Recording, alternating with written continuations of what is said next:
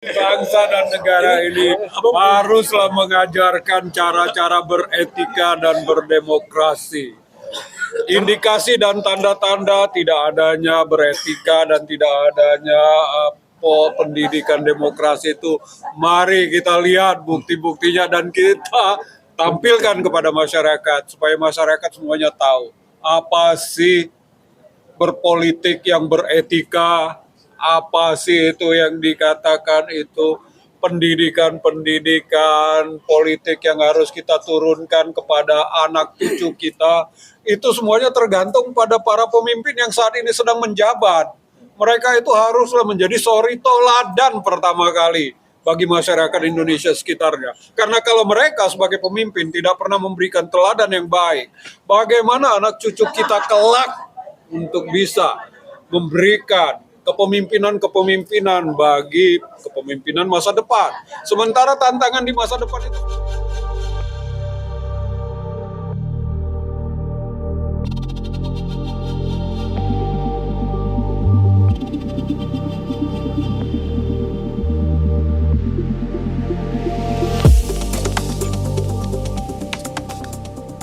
Swastiastu, nama budaya, salam kebajikan. Alhamdulillah hari ini acara seminar kebangsaan yang bertema tantangan terhadap pemilu dan politik dan hukum di pemilu tahun 2024 berjalan dengan baik dan insya Allah sukses. Banyak pesan yang tadi disampaikan dari 3 narasumber. Dan satu yang mengerucut adalah masalah etika dan adab. Apa yang terjadi di negeri ini saat ini tidak lari dari adab. Maka tadi kalau seandainya teman-teman wartawan melihat ada pengacara kampung yang tadi disebutkan sampai VT perjuangannya diperlihatkan. Kenapa dibilang pengacara kampung? Karena dia seorang pengacara yang harus membawa adab kampung ke Jakarta ini. Kenapa adab kampung? Karena rupanya di kampung adab itu masih tinggi. Setelah ada kekuasaan maka adab menjadi moralitas yang rendah yang dipertontonkan kepada kita. Dan kami dari GLDC saya ditemani oleh Bang Riki dan Kak Yudi kalau kebenaran umum, Abang Humas ya Bang ya? Ya pokoknya itulah nanti Bang Yudi itu untuk mengawal. Kami lawan apabila ada kecurangan, tapi kalau kami tunduk apabila itu jujur dan adil terhadap pemilihan presiden. Kami pastikan kami menghantarkan Ganjar Pranowo dan Mahfud MD sebagai presiden dan wakil presiden Indonesia di 2023. Kalau kalian nggak percaya, saya joget nih. Nah, 2024. Kalau nggak itu saya joget nih. Kalau nggak percaya, joget nih. Kalau nggak bisa jawab kan joget. Karena jangan marah kalau ketika dikatakan etika itu gimana. Karena orang yang marah, orang yang tidak tahu apa itu etika.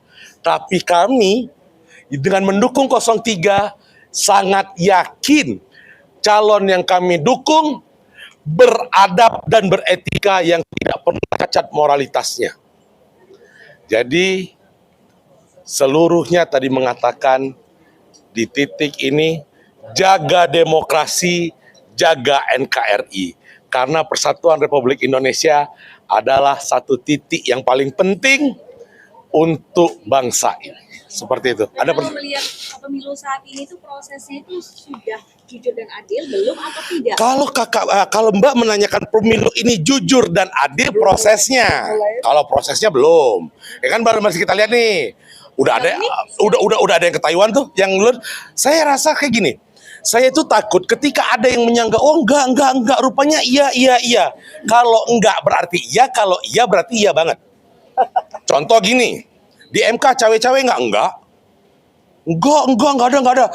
Terbukti, apakah diakui? Tidak. Artinya sekarang ketika Mbak mengatakan, apakah sudah jujur dan adil? Kalau mereka jawab iya, artinya enggak. Kalau enggak, artinya iya. Itu doang. Artinya semuanya iya. Jadi kalau saya mengatakan sudah jujur dan adil, kita lihat MK. Apakah MK terbukti etiknya? Terbukti dong. Saya bukan karena apa.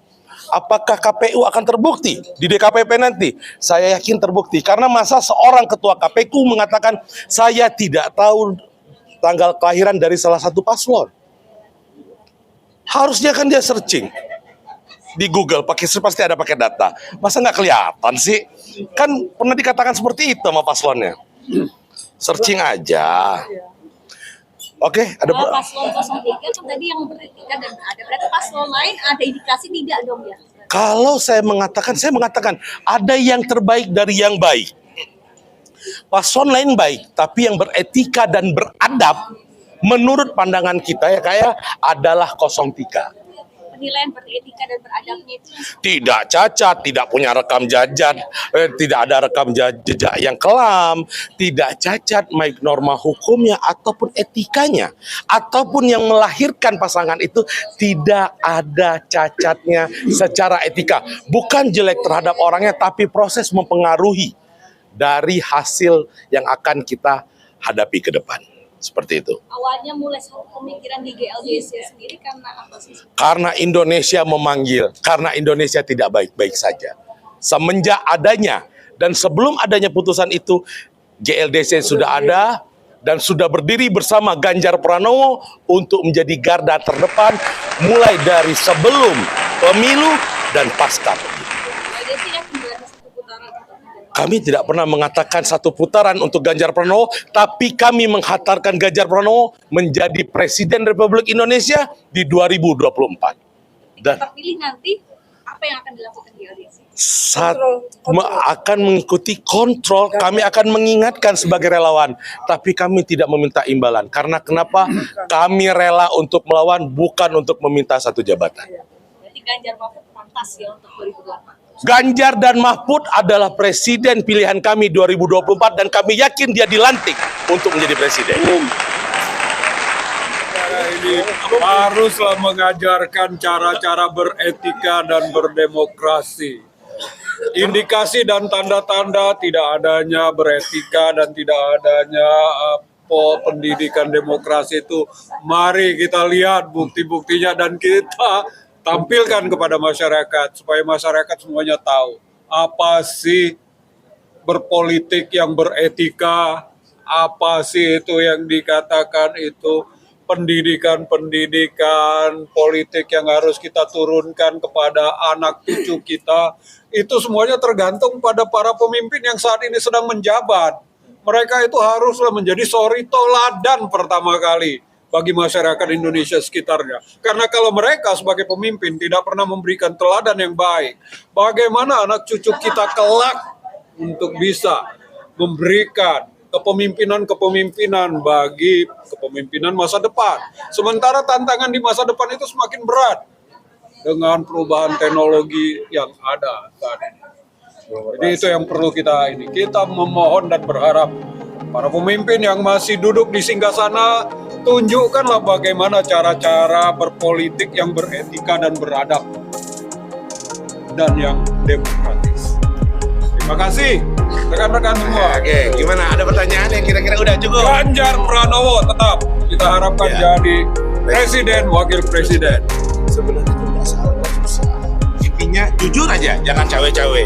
Tapi kalau dibilang cawe-cawe, oh enggak, itu artinya iya.